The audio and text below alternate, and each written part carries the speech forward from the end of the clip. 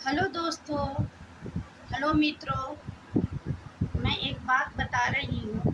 जब एक बेटी अपनी माँ के घर से अपनी ससुराल जाती है तो एक माँ को छोड़कर दूसरी माँ के पास जाती है, तो उस सास को अपना सास का सबक नहीं सिखाना चाहिए। क्योंकि एक माँ, एक सास, एक बहू के साथ दोस्त का संबंध अगर निभाती है तो बहुत अच्छा रहता है। जब एक सास का चप्पल बहू को अड़ जाता है तो सास नहीं होती है, वो दोस्त होती है, वह सहेली होती है। और दोस्त और सहेली बिन कहे, बिन मतलब समझिए कि इशारा भी नहीं देती है, फिर भी वह दिल का बात समझ जाती है दोस्त का।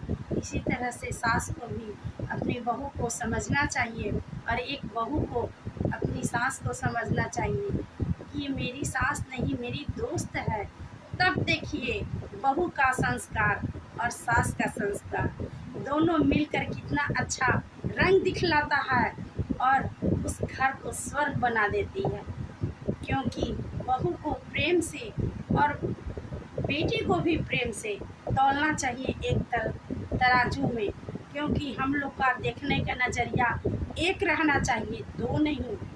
क्योंकि हमारा दो आँख है, अगर हम दो आँख से जितना दूर देखेंगे उतना ही दिखाई देगा, अगर एक आँख से हम जितना देखेंगे उतना ही दिखाई देगा।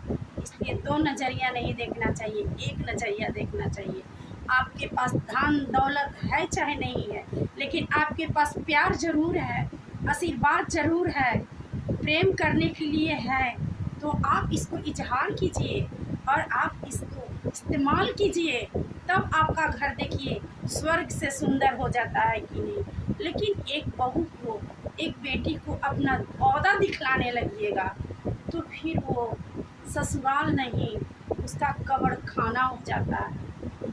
सिहुक सिहुक कर रहती है, सिहुक सिहुक कर वो काम करती है, डरती डरती रहती है, सिहुक कर रहती है कि कहीं हमसे कुछ गलती ना हो जाए।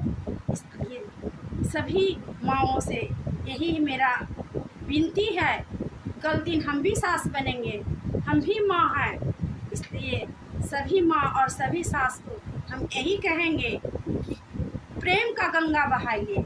जैसे माँ का दर्जा मिला है कि माँ है, इस देश में गंगा बहती है, इसलिए आप प्रेम का गंगा बहाइए। देखिए गंगा जी में कितना नरक रहता है, फिर भी आदमी गंगा जी का पानी से इतना अच्छा हो जाता है।